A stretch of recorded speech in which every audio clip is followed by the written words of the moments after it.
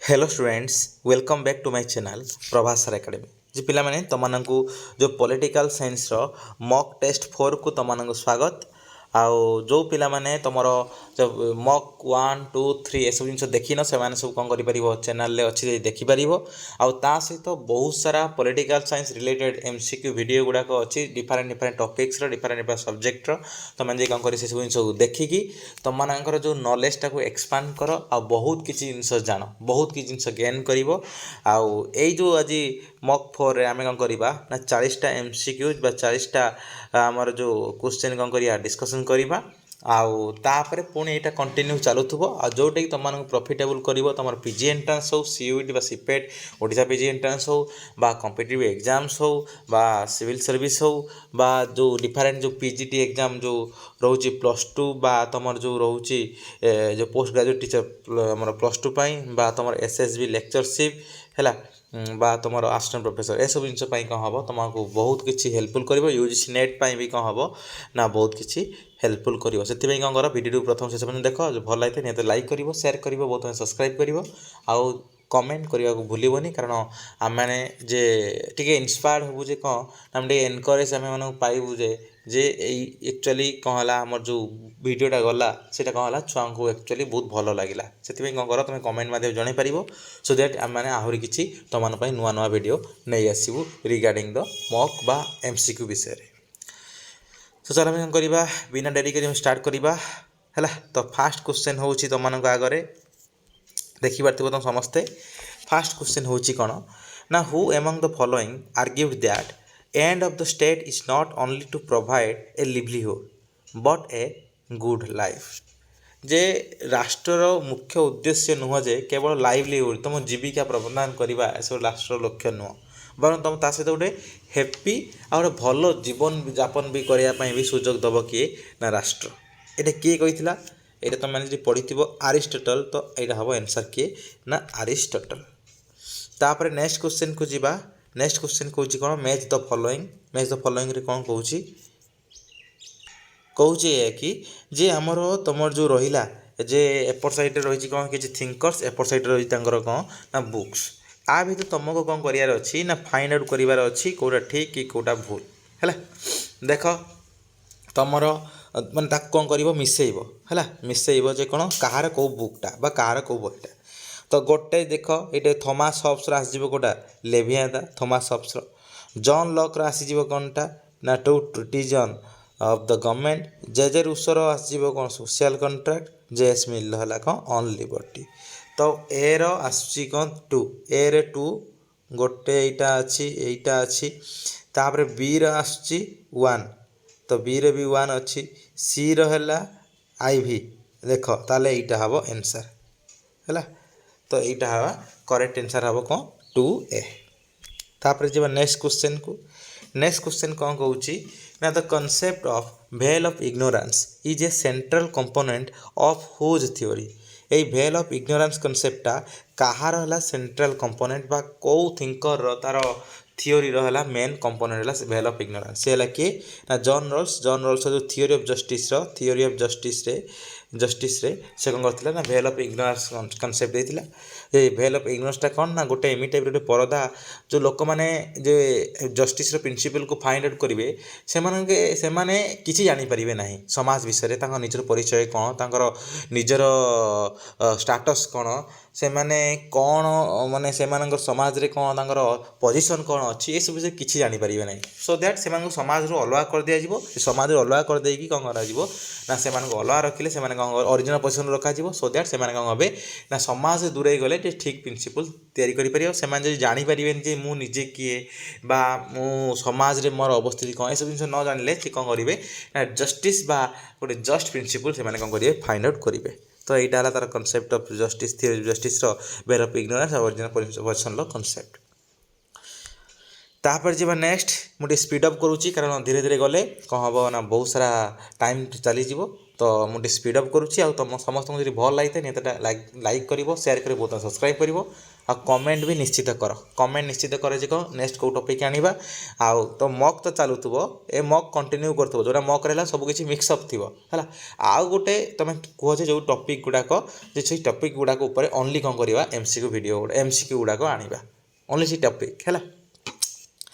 तापर देख ना who is known as the intellectual godfather of the behavioural revolution in political science intellectual godfather क्या कह जाए ना सी है किए ना चार्ल्स ई मेरियम है मन रख ये बड़ कन्फ्यूजन तुमको लगे जे कौन है तुम डेविड ईस्टन तो सब जगह पढ़ी डेविड ईस्टनटा हूँ कौन बिहेवियरलिज्म मेन जिनस कह गले तो ये इंटेलेक्चुअल गॉड फादर बोली कहीं आम कहते कौन चार्ल्स ई मेरियन को स्टार्ट होता बिहेवियर रिवोल्यूशन एक्चुअली जे ठीक वे रे चली पाखर गोटे फ्रुटफुल वे रे पाखर ही कनसेप्ट आसाला किंतु ताकू माने बड़ रूप देते किए ना तुमर डेविड ईस्टन तो आम डेविड ईस्टन कहीपर जे कौन द मोस्ट इंपोर्टेंट थिंकर बा जे ऑफ बिहेवियरलिज्म बा one of the most significant thinker of the behaviourism है तो यही सब जिन कहीपर जे कौन ना आमर बिहेवियरलिज्म डेविड ईस्टन को किंतु इंटेलेक्चुअल गॉडफादर बोली क्या कह ना चार्ल्स ई मेरियम तापर स्पीड अप कर J S Mill's concept of liberty is often criticized of being कौन पे एक्चुअली क्रिटिसाइज होता है लिबर्टीटा too communal atomistic and negative overly focused of the state purely economic एटा है कौन 5 नंबर हम कौन ना बी 5 नंबर है कौन आंसर बी हम ठीक ऑटोमेस्टिक और नेगेटिव से बेसी कौन कर कॉन्सेप्ट लिबर्टी से बेसी टिके नेगेटिव लिबर्टी कौन कर बेसी सपोर्ट कर तापर in Kautilya Saptanga theory the term Amatya refers to Amatya माने कौन है अमात्य मान तुम जानथि जो मैंने हिंदी में अमात्य भी कहुए संस्कृत अमात्य बोली कहुए किए ना मिनिस्टर बा ब्यूरोक्रेसी को कहुए अमात्य तो 6 गला तो 7 number who authored the book politics of inclusion caste minorities and environmental action ये one of the most important books on the Indian politics मन रखियो इंडियन पॉलिटिक्स आउ कास्ट सिस्टम उपरे ये गोटे बहुत इंपोर्टेंट बहीटे कहार ना 7 नंबर आंसर हो किए ना बी जया हासन है तापर for Mahatma Gandhi the soul force Satyagraha is based on Mahatma Gandhi को पाई सत्याग्रहटा क्या पर्यवेसित सत्याग्रह क्या पर्यवेसित तो मन आगे आंसर अच्छी B non violence and truth उपर सत्याग्रहटा पर्यवेसित कारण सत् युक्त आग्रह ना सत् बाटर जीवा अहिंसा न करवा तो सत्य को जब आम कौन करवा ना प्रायोरिटी देवा तो से ही हम कौन सत्याग्रह क्या मतरे ना गांधी मतरे 8 नंबर गला 9 नंबर कौन कौन which of the following thinkers is a prominent communitarian critic of liberalism liberalism गोटे प्रोमिनेंट कम्युनिटेरियन थिंकर किए आ भितर देख बहुत सारा देखी पार्थ्व ये थिंकर अच्छा भर किए ना one of the most communitarian माने इंपोर्टेंट कम्युनिटेरियन थिंकर किए ना 9 नंबर है बी मन रखिए माइकल सैंडल माइकल वाल्जर एमान हेले कौन ना कम्युनिटेरियन थिंकर्स है तो आमर जो आलेक्जेंडर मैकेंटायर ए सब है तापर 9 गला 10 number who is credited with fast using the term globalization in a marketing and economic context जे किए प्रथम थर पर ग्लोबलाइजेशन वर्ड को प्रथम यूज करता सी है किए ना थियोडोर लेविट ही कौन करता ग्लोबलाइजेशन टर्मटा प्रथम व्यवहार करता यूज करता which article of the Indian constitution empowers the president to appoint the commission to investigate the conditions of the backward classes जे बैकवर्ड क्लासेस कंडीशन को इन्वेस्टिगेट करने प्रेसिडेंट गोटे कौन करती कमिशन को अपॉइंट करती अंडर व्हिच आर्टिकल बेसिस रे को आर्टिकल बेसिस रे ना 11 नंबर आंसर हो कौन ना बी 340 आर्टिकल तापर next the impeachment of the president of India can be initiated in कौटी इम्पिचमेंट हम ना 12 नंबर आंसर हो कौन ना बोथ हाउसेस जेकोस हाउसेस एटा बोथ नुह माने जेकोस हाउसेस रे कौन हम इम्पिचमेंटा कौन हम ना आरंभ हो पार आइदर से लोकसभा हो राज्यसभा हो जेकोस हाउस रे आसीपर फास्ट है तो 12 number 13 number answer 13 number question देख which Constitutional Amendment Act restored the jurisdiction of the Supreme Court regarding judicial review curtailed by the 42nd Amendment. 42nd Amendment द्वारा जो जुडिशियल रिव्यूटा कौ आमेंडमेंट रे एक्चुअली कर्टेल कराइला कराइला 42nd आमेंडमेंट रे cartel कर दिया जाइला Kota judicial रिव्यूटा car ना ये किंतु कौ आमेंडमेंट रे कोन कराला तो रिस्टोर कराला पुनी फेरे अणा हला जे कोन ना सुप्रीम कोर्ट रो जुडिशियल रिव्यू पावर अछि एटा कौ आमेंडमेंट रे ना 13 नंबर हला ए 43 आमेंडमेंट रे कहला पुनी रिस्टोर कर दिया गला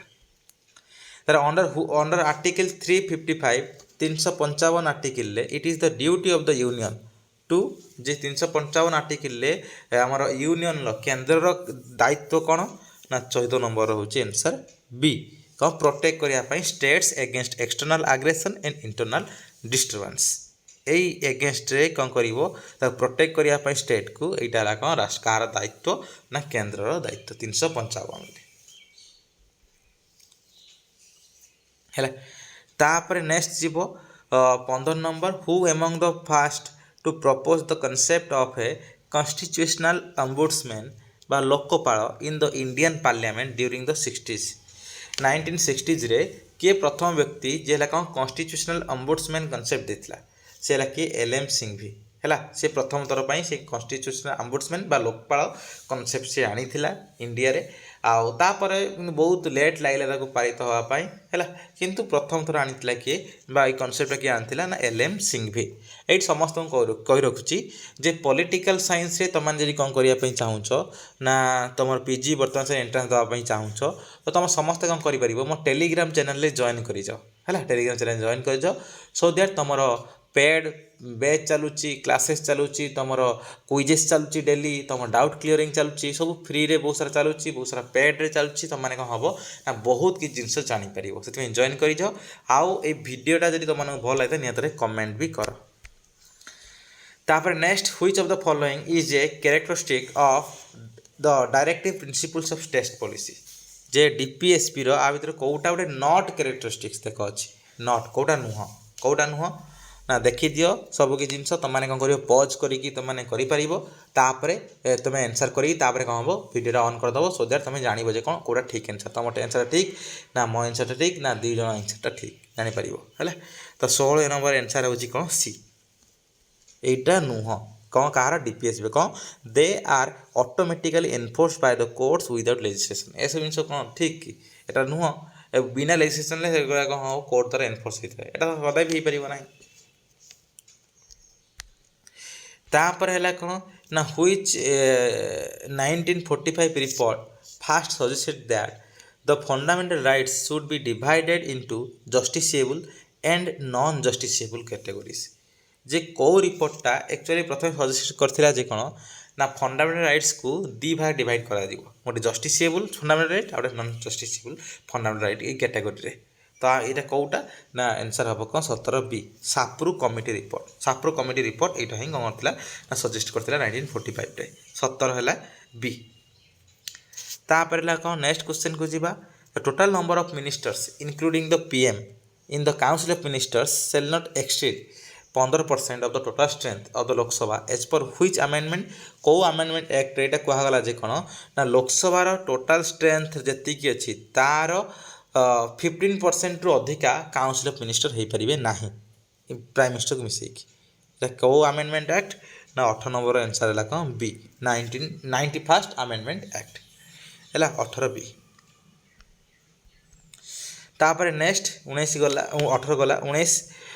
who was the first prime minister of India to be appointed while being a member of the Rajya Sabha प्रथम जी प्राइम मिनिस्टर जे अपॉइंटेड होते आउ से सेम समय से कौन थे ना राज्यसभा गोटे मेंबर भाव में थी सी कौन करते ना भारतर प्राइम मिनिस्टर होते किए प्रथम व्यक्ति ना 19 नंबर है कौन ना बी इंदिरा गांधी कौन है जिते से थे कौन राज्यसभा आमर मेंबर से कौन होते प्राइम मिनिस्टर भाव में से कौन ना अपॉइंटेड होते प्रथम तापर है according to the article 102 clause 1 the decision on disqualification of an MP जे non defection ground is taken by है नॉन डिफेक्शन ग्राउंड रे आमर जो कौन करा डिस्क्वालिफिकेशन करा 102 आर्टिकल क्लॉज 1 ले कहा द्वारा टेकन बाय करा यहाँ ना 20 रो आंसर है कौन C president after obtaining the opinion of the election commission कारण तार डिस्क्वालिफिकेशन करिवो किए ना तार डिस्क्वालिफिकेशन रिगार्डिंग सब किसी जिनस डिसीजन नब किए ना इलेक्शन कमिशन एबे ताकू से पदवी तो बाहर करा जीवो कि कौन ना ताकू करिवो किए ना प्रेसिडेंट है तापर नेक्स्ट है देख 21 number the creed of relevance is a slogan associated with creed of रिलेवेंसटा क्या सहित एसोसिएटेड तुम जानछ जे कौन क्रेड ऑफ रिलेवेंसटा क्या सहित एसोसिएटेड पोस्ट बिहेवियरलिज्म जे 21 बी तापर है कौन next dependency theory emerged as a technique of which mainstream theory कौ मेनस्ट्रीम थ्योरी रो क्रिटिक भाव में डिपेंडेंसी थ्योरी कौन है ना एमर्ज होता है ऑलरेडी तुमको गोटे पूर्व वीडियो रे कही छाड़ी यहाँ कौ थ्योरी हम मॉडर्नाइजेशन थ्योरी कारण मॉडर्नाइजेशन थ्योरी जो फास्ट आसला एगेंस्ट आइला किए डिपेंडेंसी थ्योरी है जे जो डिपेंडेंसी थ्योरी आसवे किए आंड्रू गुंडन फ्रांक तापर तुम आसो इमानुएल वालरस्टाइन है मॉडर्नाइजेशन थ्योरी आसो तुम आसो रॉबर्ट डाल जे जो डब्ल्यू रोस्टो है तापर सी राइट मिल ये सब बहुत सारा थिंकर्स आसवे तापर 23 नंबर है कौन the Gyelyong Tshogdu serves as the lower house of parliament in which South Asian country तुम यहाँ पढ़ी दियो यहाँ जे यहीटा है कौन ना लोअर हाउस अच्छी कौ कंट्री ना यहाँ आंसर हम नेपाल नेपाल लोअर हाउस को ऑफ द पार्लियामेंट को कहुए कौन यही जोटा लिखाई गैलयंग तोसंगुडू है यहाँ 23 सी ना 23 जो 23 सी नुह रे 23 ए हम है भूटान भूटान ले कहुए है 23 ए नेपाल नुहे भूटान ले कहुए कौन गैलयंग तोसंगुडू है लोअर हाउस को कहुए एटा आंसर हम भूटान नॉट नेपाल है तो 23 रो आंसर है ए तापर नेक्स्ट जीवा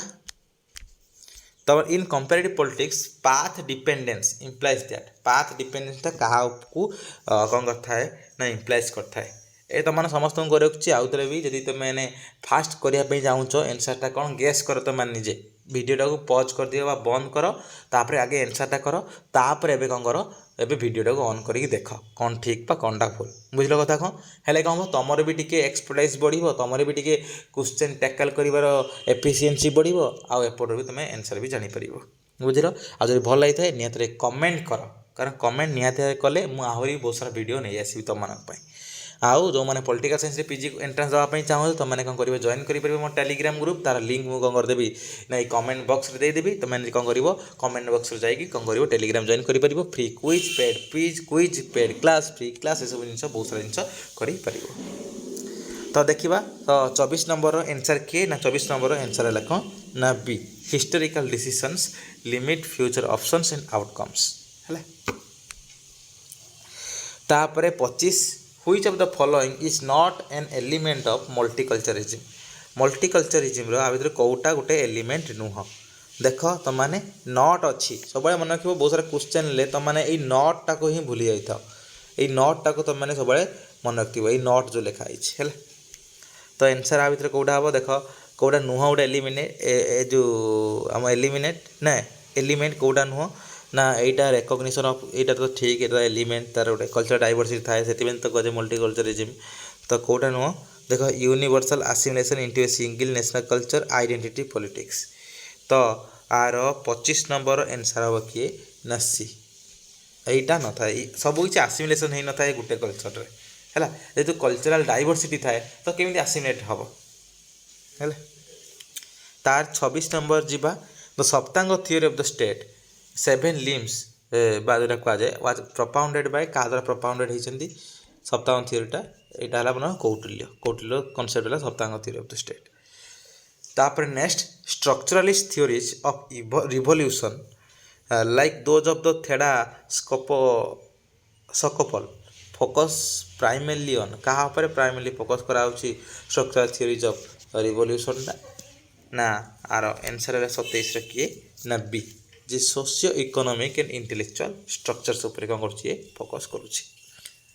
ତାହେଲେ Karl Marx describe the modern state. Karl Marx modern ଷ୍ଟେଟ୍କୁ କେଉଁ ଭାବରେ ଡେସ୍କ୍ରାଇବ୍ କରୁଛନ୍ତି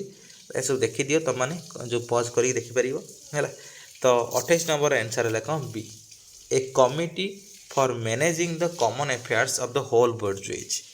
ଯେ ହୋଲ୍ ବୋର୍ଜୁଏଜ୍ ଯେଉଁ ଧନିକ ଶ୍ରେଣୀର ଯେଉଁ ଲୋକମାନେ ରହିଲେ ସେମାନଙ୍କର କମନ୍ ଆଫେୟାର୍କୁ ମ୍ୟାନେଜ୍ କରିବାର ଷ୍ଟେଟ୍ଟା ହେଉଛି ଗୋଟେ କମିଟି ଭାବରେ କାମ କରୁଛି ହେଲା ମଡ଼ର୍ଣ୍ଣ ଷ୍ଟେଟ୍ଟା।